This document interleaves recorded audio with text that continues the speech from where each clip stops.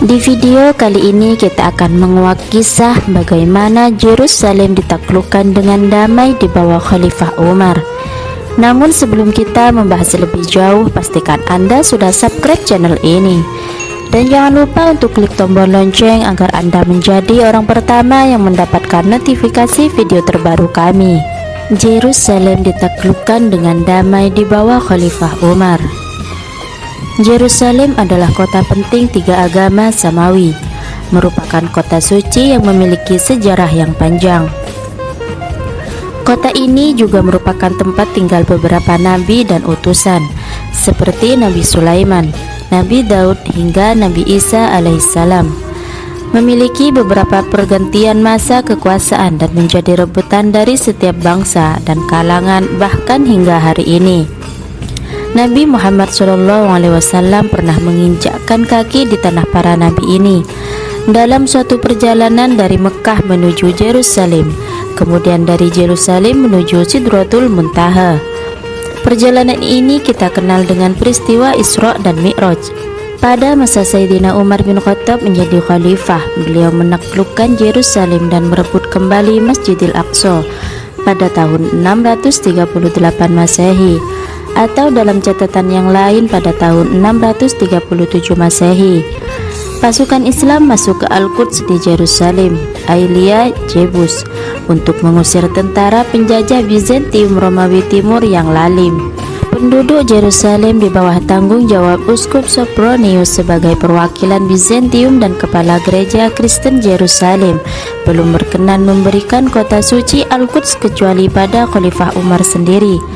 Meski pada saat itu Yerusalem telah dikepung pasukan Islam di bawah kepemimpinan Khalid bin Walid dan Amr bin As. Khalifah Umar segera berangkat menuju Yerusalem dengan mengendarai keledai dan satu orang pengawal setelah beliau mendengar bahwa Al-Quds akan diserahkan jika beliau sendiri yang menerima secara langsung. Ketika Khalifah Umar sampai di kota suci, beliau disambut Uskup Sopronius dan mengajaknya berkeliling Yerusalem, bahkan mengunjungi gereja di mana umat Kristen berkeyakinan Nabi Isa alaihissalam dimakamkan di gereja ini. Saat waktu sholat telah tiba, Sayyidina Umar dipersilahkan untuk mengerjakan sholat di gereja tersebut oleh Uskup Sopronius. Namun beliau tidak berkenan karena khawatir umat Islam akan menjadikannya masjid, sebab Sayyidina Umar sholat di dalamnya dan akan menjadi penghambat umat Kristiani untuk melaksanakan ibadah, dan umat Islam terkesan menzalimi hak setiap pemeluk agama. Sayyidina Umar bin Khattab kemudian melaksanakan sholat di luar gereja, lalu tempat tersebut dibangun Masjid Umar bin Khattab.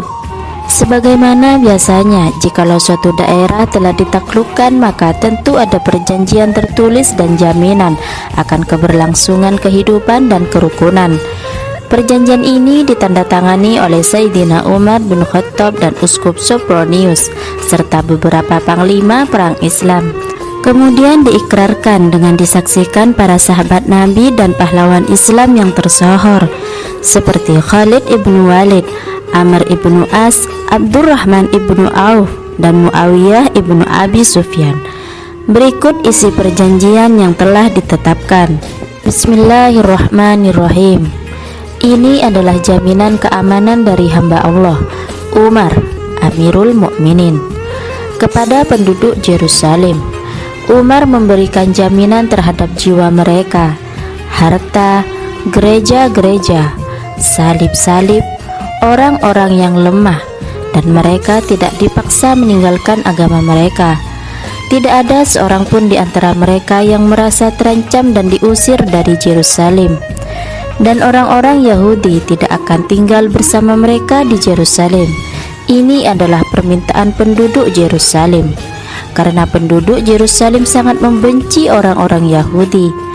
Orang-orang Yahudi membunuhi tawanan Nasrani di wilayah Persia, sampai ada riwayat yang menyebutkan Umar menjamin tidak ada Yahudi yang lewat dan bermalam di Yerusalem.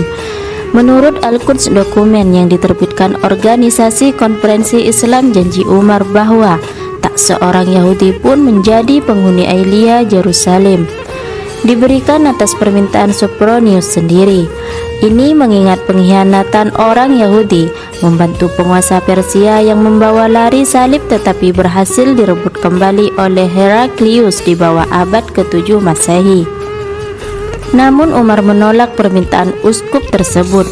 Ia tetap memperbolehkan orang-orang Yahudi tetap diberi hak memasuki dan tinggal di Yerusalem.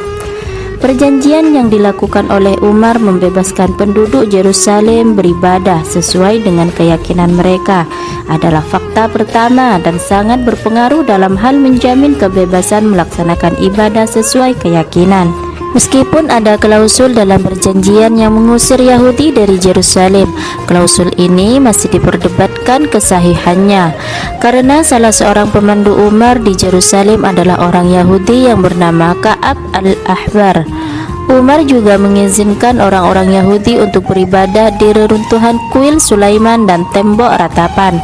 Padahal sebelumnya Bizantium melarang orang-orang Yahudi melakukan ritual tersebut. Oleh karena itu, klausul yang melarang orang Yahudi ini masih diperdebatkan. Menurut catatan Philip Hitti, seorang pakar sejarah, penaklukan Yerusalem, Palestina, dan Sam, Suriah oleh pasukan Islam ternyata berjalan sangat mulus dan mudah.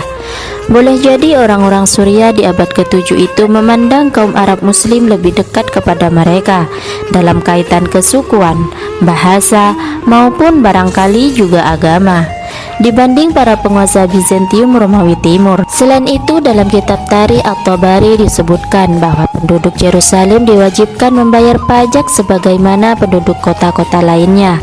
Mereka juga harus mengeluarkan orang-orang Bizantium dan para perampok.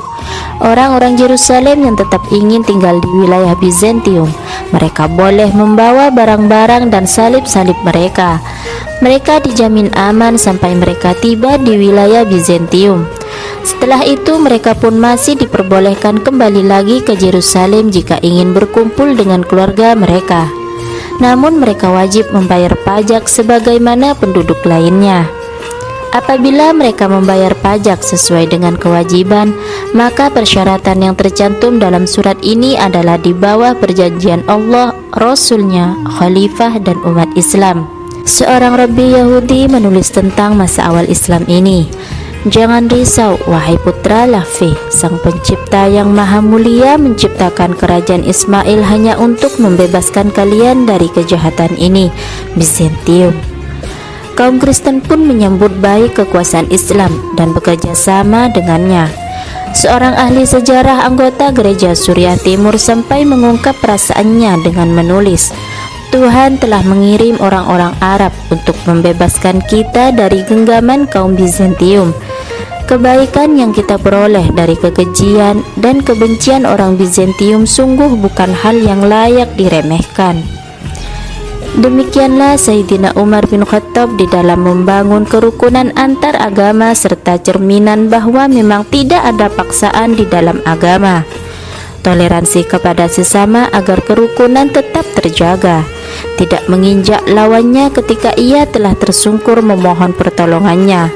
Maka sambutan baik, ucapan terima kasih, serta rasa syukur sudah sepantasnya ia terima.